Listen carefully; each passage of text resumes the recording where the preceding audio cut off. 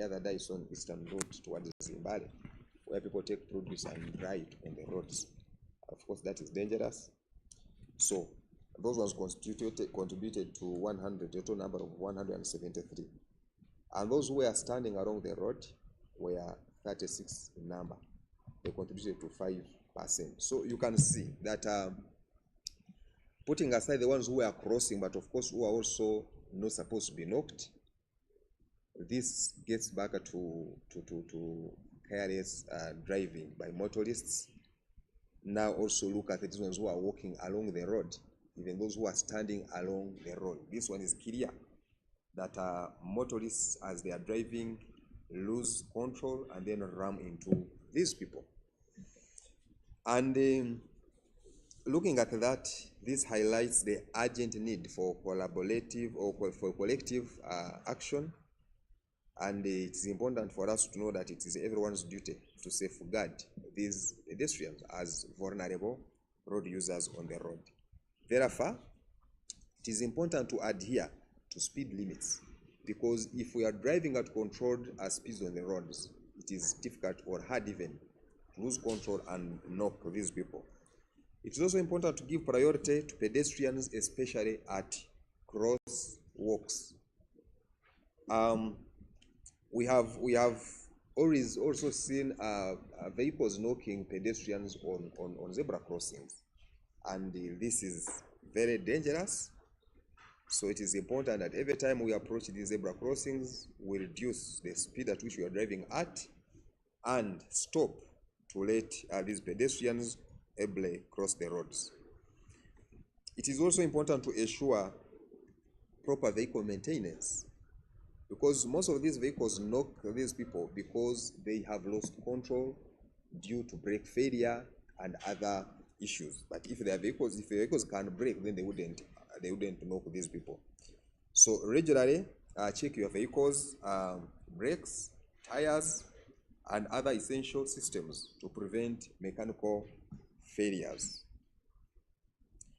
It is also important to use signals and indicate your intentions with signals, proper signals, on top of the indicators that you put to show your intentions of maybe branching or whatever, but also put a hand signal to inform other road users of your intentions. Respect pedestrian zones, more especially the borders, where you are riding in areas that are full of pedestrians walking. It could be in corridors or in places, because you know motorcycles can go anywhere. So when we are there, it is important to know what we are supposed to do in order not to endanger these people who are walking in those places. Be cautious at night and slow down. Then you also watch for the pedestrians who do not have reflective gear. Drive defensively and anticipate pedestrians' actions and be prepared to react in case of anything. As you are driving, especially in built-up places or busy areas, just get to know that anytime anything can happen. Anyone may cross the road. It could be a child, it could be an old person. So please control your speeds and be careful, being they know that anytime anything can happen, and then know how to really control your vehicle in case of anything.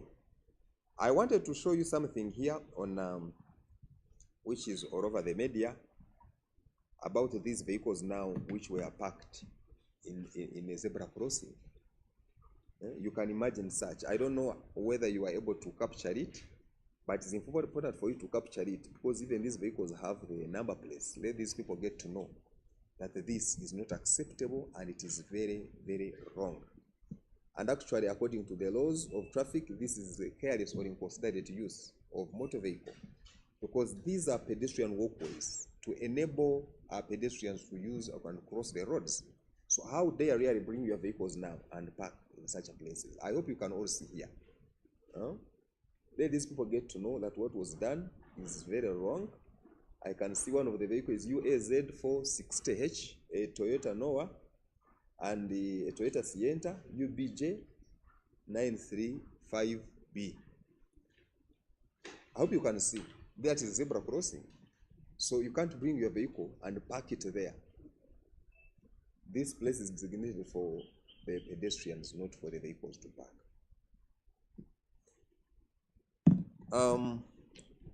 But as we also look at what motorists are supposed to do in as far as safeguarding the pedestrians is concerned, it is also important to look at, as pedestrians on the roads, what is it that we are supposed to do? Because it is also looked at that some pedestrians are also careless on the roads, that then they are also knocked. One, it is important to be visible by putting on bright clothes or reflective clothes in order to be seen at all times, especially in the early morning or in the night where visibility is not good. It is also important to follow the traffic rules and obey traffic signals and signs. I know these signals for the pedestrians are not everywhere, but in places where they are, I've also seen them violating them. Where there is green, we know that it is when pedestrians are supposed to move. A person in green, that means that you are supposed to move, but then don't move where vehicles are the ones allowed to move, but then you also find yourself struggling and competing with vehicles to cross or to use the road. It is important for you to stay alert at all times and avoid distractions. Situations where we walk on the roads and we are listening to music, putting on headsets, then we cannot hear. And when we are on these roads as pedestrians or walking, it is important to use our minds than any other thing, or even our ears, because you may hear the sound of some vehicles and get to know there's a vehicle coming, and then you know where to go. So let's avoid being distracted. Of course, more special to our little ones who want to pray on these roads as they go to school and as they also come back from school. So they also need to be warned and told on what to do when they are using these roads. It is important to use zebra crossing and walkways where they are available, and then also avoid crossing roads unexpectedly, where someone is walking and all of a sudden you make up your mind that you want to cross to the other side. Immediately you cross. Children who are using these roads, it is important to be escorted by the caretakers or guardians or whoever is concerned, or guardians, to walk with them along these with them on the roads and to make sure that they are guided properly. Get hold of their hands. We have seen situations where an old person is walking with a little one, then for them they cross and they leave the little ones behind. So all of a sudden these ones think, because we are together, they may also run and cross to find the person I am with. So of course there is now a vehicle that is coming. You know, guess what happens now? What follows? Yeah, it means that this person is going to be knocked because he is following to get you up there where you are. Also in the places where children are left out unattended to, and then they are praying around the roads. Some of them are too young. They can't even walk, but then you find them okwavula.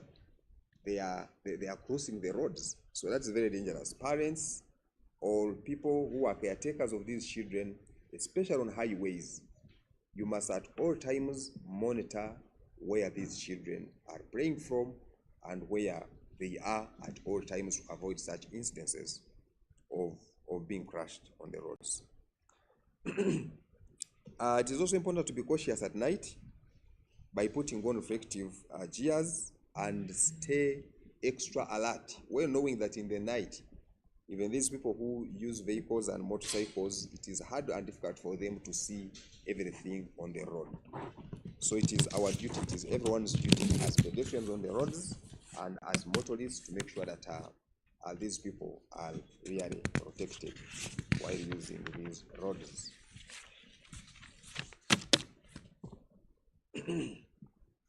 On the area of enforcement, as the directorate, we have continued to conduct a number of operations to make sure that these challenges or issues are mitigated on the roads. And in our operations that were earlier on announced, the SNAP checkpoints, these are checkpoints which are conducted anywhere at any time, because we have realized that most of these people on the roads, after getting to know where these checkpoints are mounted or where traffic officers are, as they approach, they are the most disciplined. So it becomes difficult now for us to get those ones who violate the laws and regulations on the roads. So we have now started the SNAP checkpoints, where we shall be conducting these checkpoints in places that you may not expect us to be. All we require of you is to comply. As soon as you see us, please comply. And when these operations were conducted last week, a total number of 168 motor vehicles were impounded. And out of these, 78 were those being driven on the road in a poor mechanic condition. 13 were buses which were operating on the road without or with expired route charts. 20 were drivers who were operating on roads without driving licenses, and some had also expired licenses. Then 14 were reckless drivers. 22 were loaded dangerously on the roads, whereas 21 were those without insurance. Also, a total number of 816 riders were arrested on the offense of riding without riding licenses within Kampala Metropolitan. And all these operations are to continue, as you are all aware that we are approaching busy seasons of the festive seasons, and also the season where we're going to see our children break off for third-term holidays. On the area of sensitization also, we also conducted a comprehensive training workshop for border leaders in Kampala, and this aimed at improving road safety for border riders and passengers, and also enhancing compliance with traffic laws and regulations, and promoting responsible riding practices. And this was as a result of a collaborative effort between the traffic police and other stakeholders. Other sensitization campaigns are also ongoing to promote behavioral change among the road users. I've already seen people complain that before we conduct these operations against riders, we need to teach them. If there's what we have done is sensitizing. But we are not tired, we are continuing to do it. But also, operations are important. Now, as the schools break for third-term holidays, this week, the whole of this week, we are going to see most of the schools break, and also next week. The official date, I think, is next week on Friday. So the Directorate of Traffic and Road Safety reminds all road users for their individual responsibilities to minimize these road crashes. And the key reminders are: to motorists, it's important to observe all traffic rules, exercise maximum discipline and patience to enable students and other pedestrians cross the roads safely. Refrain from carrying excess passengers, as this contravenes the traffic laws and regulations, and it also compromises safety, because it is a season where we are going to see many people on the roads, and now drivers, especially those in public service vehicles, tend to carry the excess passengers in their vehicles, which is not good because it compromises safety.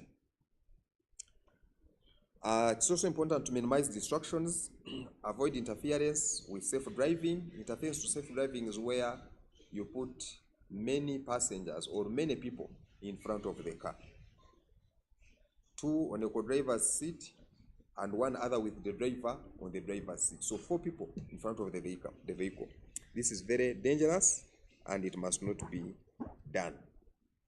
And we must also avoid things like using mobile phones and others that cause distractions while driving.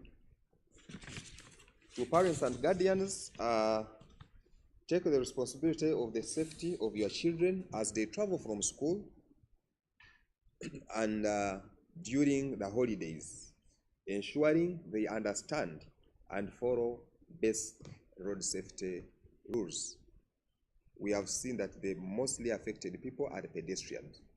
And of course, everyone is a pedestrian. When you also have a vehicle, you don't enter your vehicle. You don't enter with your vehicle in a supermarket, for example. You have to park it and then walk. So everyone is a pedestrian. That's why it is important to respect these pedestrians. So when our children get holidays, of course, most of them are pedestrians on these roads. So they must always be taught on which side of the road to walk from, on how to cross these roads, for them not to be involved in these crashes. And motorcycles, especially out there in up-country places, of course they are the majority in those areas. Please, you must observe and respect speed limits, because it is out of these actions of driving beyond or riding beyond the prescribed speed limits that really arises out of knocking these people. So we must observe all those rules at all times on the roads in order to protect our children as they enjoy their holidays. And by adhering to these guidelines shared, we can significantly reduce the risk on the roads and also ensure a safe and enjoyable holiday period for all of us. Remember that road safety remains a collective responsibility. Let's continue to engage our numbers in case we see that which is not good on the road. And these numbers are 0800 199 099, a toll-free number that you don't need money to call. All you need is a battery or a charged phone. Then we can also share messages on this WhatsApp number of 0779 999 999. But we also continue to use the social media platforms, which have done a lot of work to send messages and bring to us messages or information on what is happening on the roads. This cuts across. It is not only reporting those who are the violators on the road, but also the officers who are not doing what is right on the road. Some of them have used these forums to report them, and it has worked for us. Thank you so much. Thank you for listening.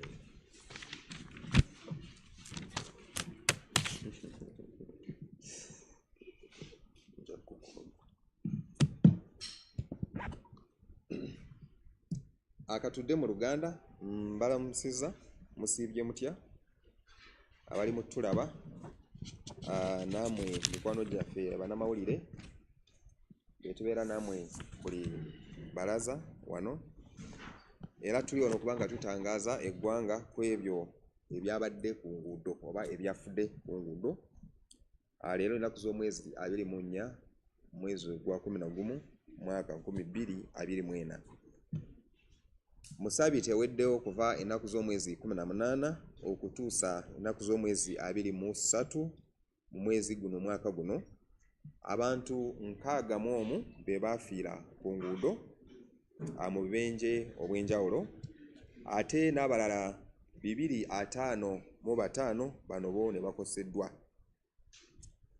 Mu abo abantu 61 abaafa, abantu 32 bano baali batambuza bigere ku nguudo, abantu 16 bano baali bavuzi ba pikipiki, ate bo 7 bano baali basaabaze kwezo pikipiki, 3 baali bagoba b'emmotoka, ate babiri baali bavuzi b'obugaali ate n'omulala omu. Abatambuza ebigere ku nguudo bano be basinga obungi okufa era bano bakontributinga ebitundu 52 ku 100 ku bantu bonna abaafa.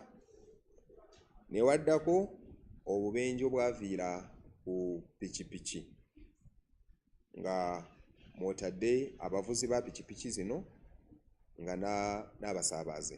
Bano bakontributinga ebitundu 37 ku 100 ku bantu bonna abaafiira mu bubenje buno. Ku byasinga okuviirako buno obubenje, ekisookera ddala okuyisa obubi. Ekyokubiri, okuyisa obubi kyo kyakontributinga ebitundu 31 ku 100, ate okuvuga endiima nakyo ne kikontributinga ebitundu 19, nga kwotadde ne kyakontributinga ebitundu 17 kino nga kyo hit and run oba bano abakoona ate ne batasigala oba ne badduka. Kati wano tetusobola kumanya kiki ennyini ddala ekyaviirako kano akabenje, olwabo abakoona ate ne badduka. Kye naemphasizingako ennyo wiiki eweddewo nti okukoona n'odduka n'otalipootingaako akabenje konna mu ssaawa 24 guba musango. Era tusaba nti buli bw'okoona kikulu nnyo okulipootinga ogw'omusango, kubanga tumanyi nti bw'oba tokigenderedde naye ate kati bw'ogenda mu maaso ne weekweka oba n'odduka tuyinza okulowooza nti kigenderedde. Koba obubenje obwasinga okubeera obw'amaanyi ennyo kaali kabenje era nako ke nashayalinzeeko jjo naamwe mu mawulire. Akoko kaali mu kifo eky'e Kabulengwa e Nansana. Kano kafiiriddemu abaana b'essomero 2. Abaana bano babadde bato nnyo, omu nga wa myaka 6 n'omulala wa myaka 7, ate ne kakosa n'abalala 5. Nti akabenje kano ko emmotoka yali ku kasozi ng'erinnya, ate ng'abaana bali mu kukkirira, so baali batambulira mu opposite directions, abaana n'emmotoka. Emmotoka eno neeremererwa omugoba waayo kwekudde emabega, era kigambibwa nti mu baana bano mwalimu omwana omukulu eyagezezzaako okukuba enduulu ng'ategeeza banne olw'eyo emmotoka eyavudde eri mu maaso ng'edda emabega, era buno obwana bambi ne bugezaako okudduka okwekweka emabbalibbali g'oluguudo, naye ono yali avuga emmotoka naye ndowooza n'ayagala okulowooza nti ave mu kkubo agiteeka ebbali oba pembeni, kati kwe kukoona bano abaana babadde nga balina gye beekwese, era 2 ne bafiirawo n'abalala ne bakoseddwa. Naye mu bakoseddwa bana bali out of danger, naye ate n'omulala naye just yafunye a fracture ku mukono.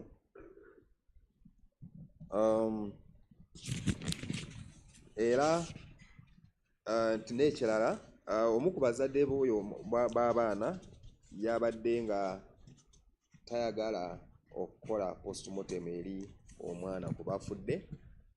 Of course tuba tutegeera naffe obulumi abantu gye babaamu nga bafiiriddwa, naye postmortem kintu kikulu nnyo naddala mu cases zino ez'obubenje, kubanga kye kituyamba okuleeta okuggyayo obujulizi obukwatagana n'obujulizi obulala, okulaba nti omuntu oyo atwaliddwa bulungi mu kooti, kubanga tubeera ne evidence oba ekiraga ddala ddala nti akabenje kano ko kaabaawo.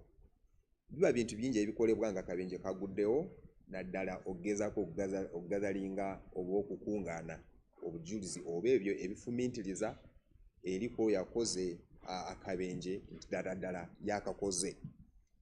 Era nti omusirikale waffe bwatuuka ku siina eno, fine akabenje n'akaripootinga, kaguddemu emmotoka bweti ne bweti, ate tugenda mu maaso n'okuba nga tufuna kye tuyita statements eri abantu ab'enjawulo, naddala statements ezimatalenga nnyo ze zino ezaabo abatabadde mu kabenje ku ludda lwonna olugudde mu kabenje, ze tuyita independent witnesses. Abantu abo nabo batuwa statements ku stage ku police, ze zitera kutuyamba kutegeera kiki kyennyini ekibaddewo. Ate ne tugenda mu maaso n'okuba nga tufuna obujulizi okuva eri be tuyita expert opinions. Kisookera ddala the inspector of vehicles yensonga lwaki olaba nti obenje buno buli bwebaawo emmotoka zino tetuzita nga tebazinspectinze, kubanga ye inspector of vehicles akonfirming nti ddala emmotoka eno yagudde mu kabenje ate ebitundu bwe biti bye byabadde involved. So natukolera report nungi gye tupresentinga mu court in case ng'ono omuntu ayagala kwegaana. Ne tugenda mu maaso n'okuba nga tukola eyo postmortem. Postmortem eyo ekolebwa omusawo omutendeke. So oyo omusawo ye aba tutegeeza bulungi n'akola report detailed eraga bulungi nti okufa kw'ono omuntu kwaviiriddeko era akabenje mu bitundu bwe biti, era kino kye kyasoose okuba bwe kiti, ebyo byonna n'abe detailinga mu report. So kati eyo report n'oyo akoonye tasobola kugyegaana, era bwe tugipresentinga mu kooti by'ebintu ebimu bituyamba nti ddala omusango guno gwakolebwa ate n'ebirala byonna. Ne tugenda maaso n'okuba nga tufuna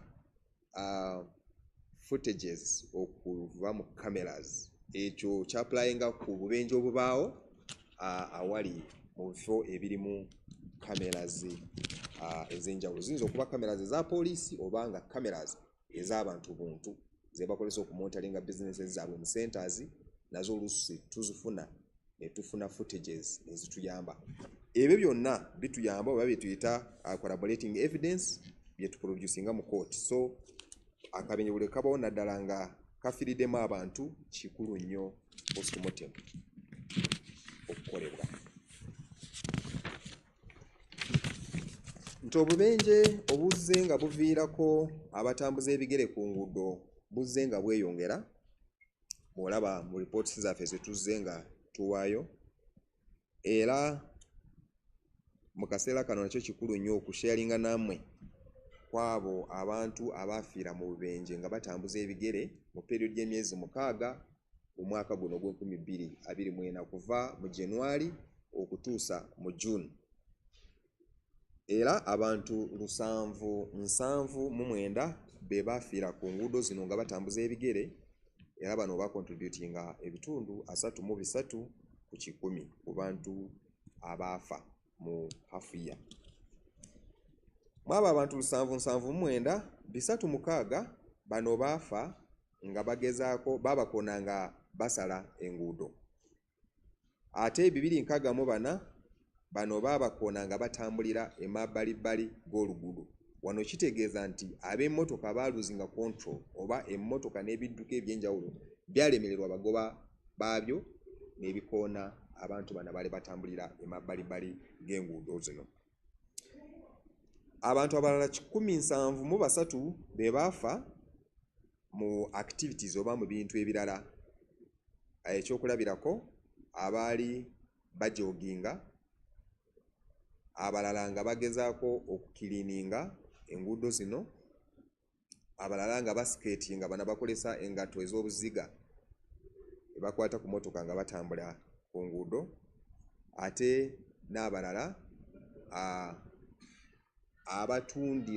abatundira ebintu emabbali g'enguudo naddala highways.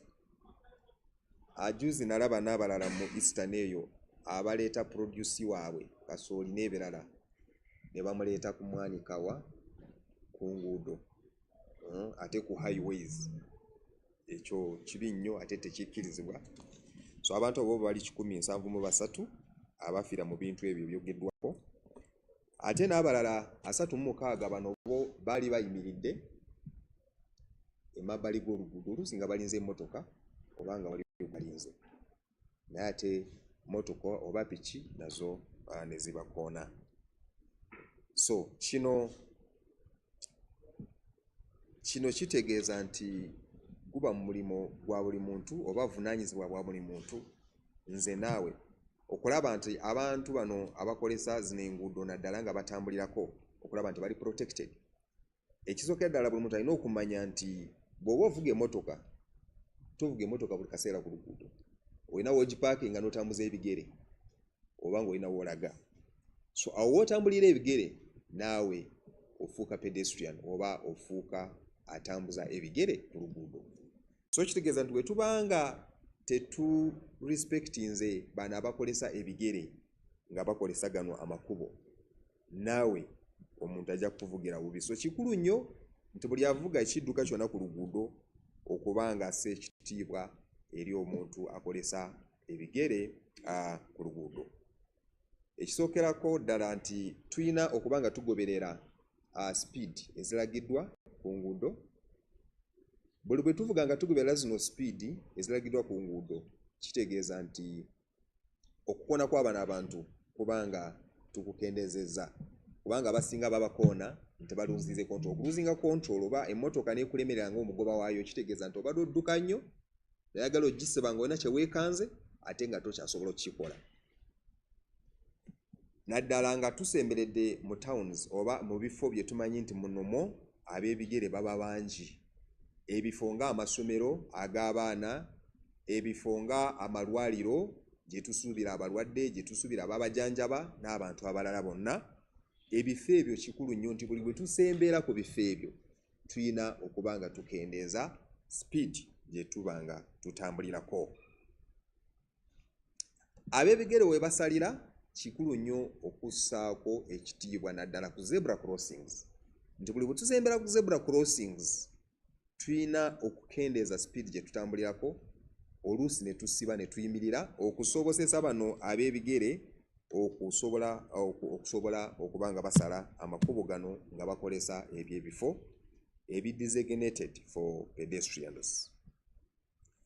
Emmotoka zaffe okubanga tulaba nti zikola bulungi ku luguudo, zisobola kusiba emipiira mirungi, amataala gaaka n'ebirala byonna, kubanga ojja kuwulira nti emmotoka yamulemerera tesobola kusiba, yagezako gisiba n'egaana olw'okuba nti nkadde oba ganyegenya, tesobola kusiba bulungi. So olina okulabika nti emmotoka yo eri well maintained at all times. Woyagalira okusiba esiba.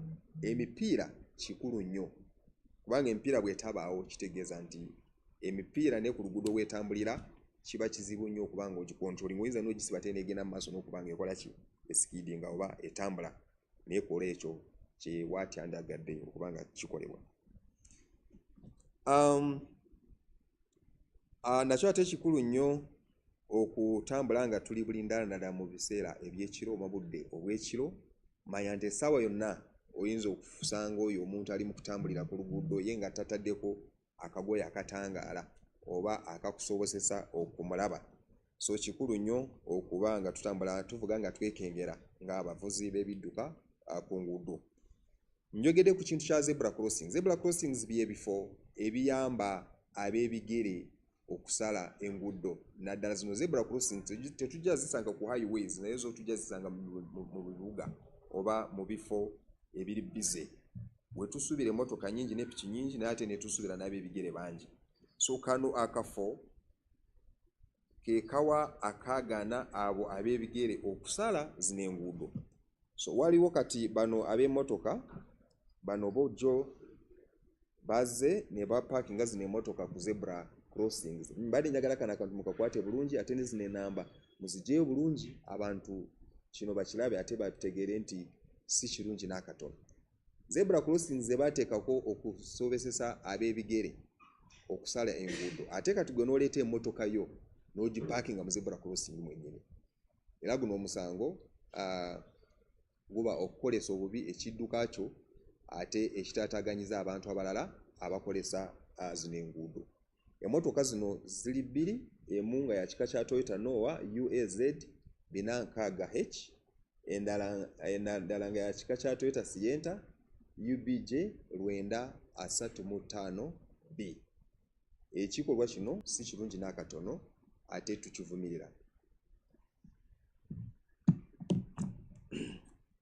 Kati ebyembadde mbawa ebyo byo bikwata ku bano abavugira ku zino enguudo, naye ate naffe abakolesa ebigere ku nguudo oba nammwe abatambulira ku zino enguudo, kikulu kino nakyo kyakumanya nti muyina bye muyina okukola nammwe okulaba nti muli protected. Ekisookerako muyina okwambala engoye nga zitangaala,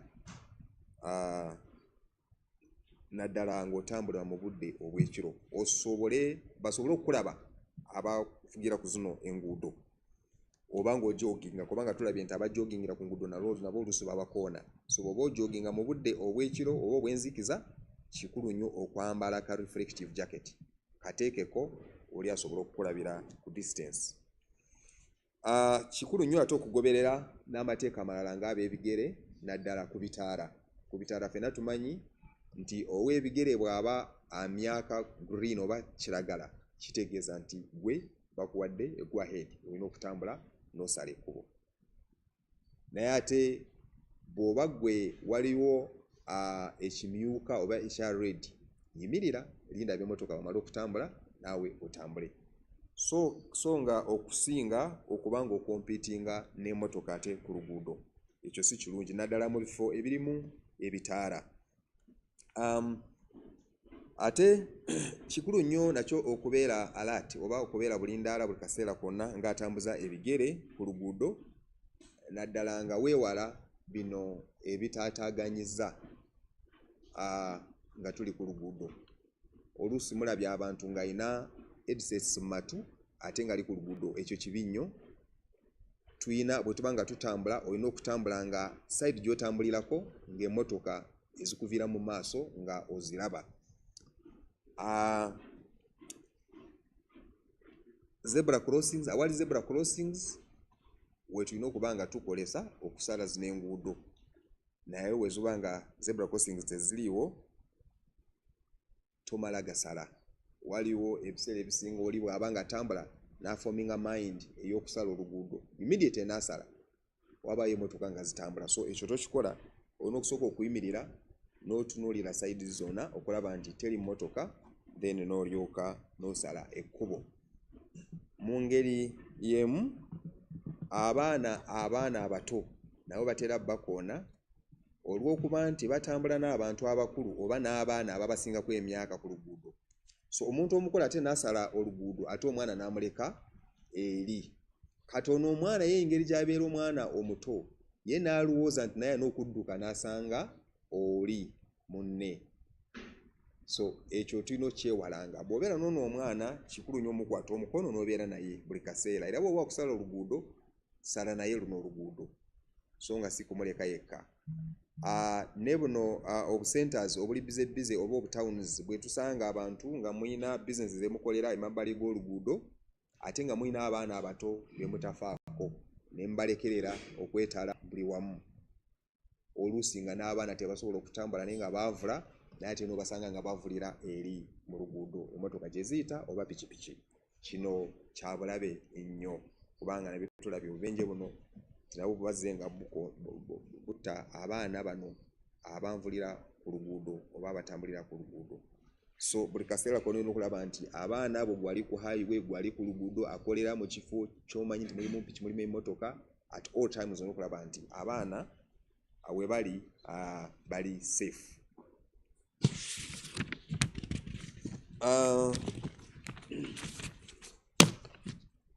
Mu bikwekweto ebyakolebwa mu wiiki okulaba nti buno obubenje buno tubukendeezezza, era mu bikwekweto bye naalangirira ebya ze tuyita snap checkpoints, we tugenda okuteeka bino ebikwekweto abantu abalala we batasuubira nti gw'ojja kuzuukuka lumu w'osuubira oba wootera kumanya kusanga poliisi, tojja gisanga wala ate wotasuubiranga.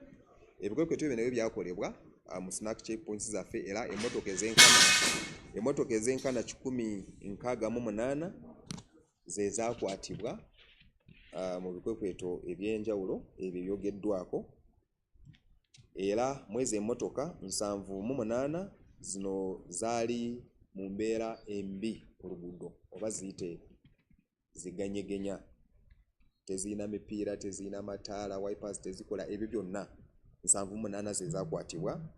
Ate buses 13 nazo ne zikwatibwa, zino olw'obutabeera na route charts oba empapula zezitambulirako mu budde. Bano abamu tebaayina, n'akatono ate abalala baayina nga zo zino ziweddewo. Abalala 20 bano baakwatibwa, bano nabo nga bavugira ku nguudo nga tebalina driving licenses oba nga abamu zaagwako. 14 bano bali bavugisa ekimama ku nguudo kuyita okuyisa obubi oba n'ebintu ebirala.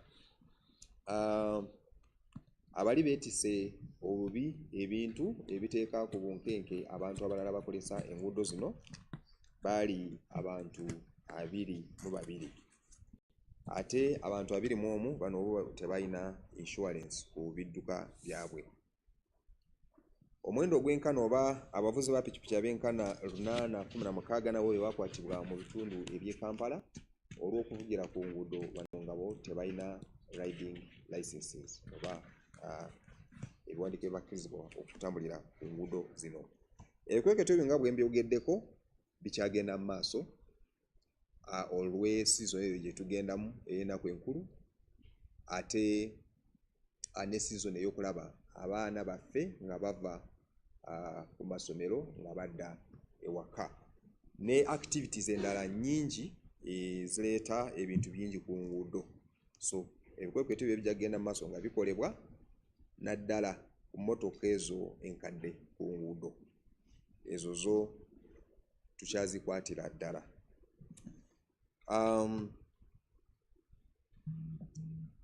Tugenze mu maaso n'okuba nga n'okusomesa okw'enjawulo oba okutraininga okw'enjawulo eri abakulembeze aba bodaboda mu Kampala okuva mu divisions ez'enjawulo, era bano baali 50.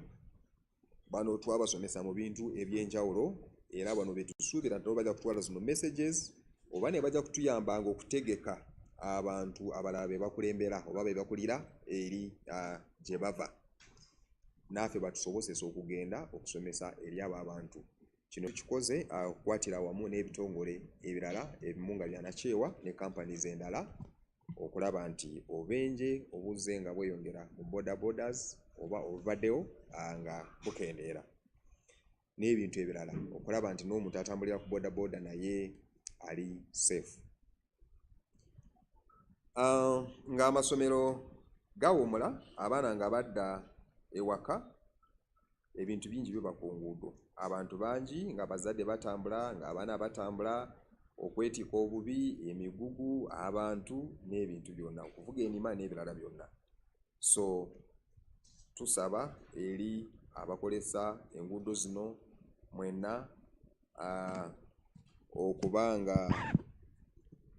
okulaba nti tuli bavunaanyizibwa at all times okulaba nti obubenje buno tebubaawo naddala obeera involved eri abaana baffe.